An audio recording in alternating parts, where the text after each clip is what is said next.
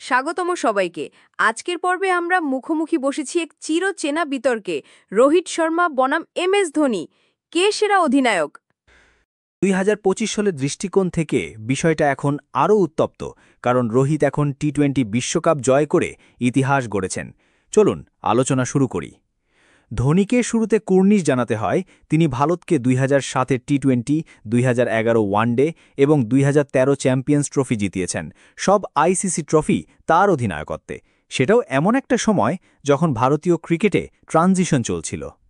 এবং যেভাবে তিনি ইয়াং খেলোয়াড়দের গড়ে তুলেছেন, কোহলি, রোহিত, জাদেজা, অশ্বিন, সেটা আজ ভারতীয় ক্রিকেটের ভিত্তি। ধোনি ছিলেন ঠান্ডা মাথার অধিনায়ক, যিনি খেলোয়াড়দের ওপর ভরসা রাখতেন। কিন্তু রোহিত এখন নিজের নাম ইতিহাসে সোনার হরফে লিখে ফেলেছেন।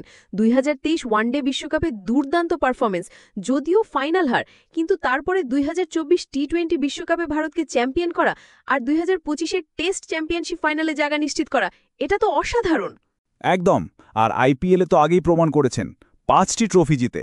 রোহিতের ক্যাপ্টেনশিপে একটা মিশ্রণ আছে, ধোনির শান্তভাব আর নিজের স্ট্র্যাটেজিক আগ্রাসনের। তিনি ইন-গেম ডিসিশনে অনেক স্মার্ট। ধোনি যেখানে চাপের মাঝে ঠান্ডা মাথায় খেলতেন, রোহিত সিচুয়েশনের ডাইনামিক বুঝে অ্যাটাক করেন। আর একটা বড় পার্থক্য, ধোনি ছিলেন নিজের যুগে স্টেবিলাইজার, রোহিত হচ্ছেন ফিনিশার। ব্যক্তিত্ব দুইজন ভিন্ন। ধোনি ছিলেন মিডিয়ার বাইরে, সবসময় নিঃশব্দ। রোহিত হচ্ছেন স্পষ্টভাষী, টিমের সামনে থাকেন, খেলোয়াড়দের স্বাধীনতা দেন, কিন্তু অ্যাকাউন্টেবিলিটি রাখেন। আর সবচেয়ে বড় কথা, দুইজনই খেলোয়াড়দের মধ্যে আত্মবিশ্বাস গড়ে তুলতেন। কিন্তু রোহিতের অধীনে নতুন প্রজন্ম, যেমন গিল, যশস্বী, কুলদীপ, এরা দারুণভাবে এগিয়েছে। তাহলে ধোনি না রোহিত, কে সেরা অধিনায়ক? উত্তরটা নির্ভর করে আপনি কি খুঁজছেন। কমেন্টে জানাও তোমার মতে কে সেরা এবং কেন। ধোনির ক্যাপ্টেন কুল নাকি রোহিতের ট্যাকটিক্যাল লিডার?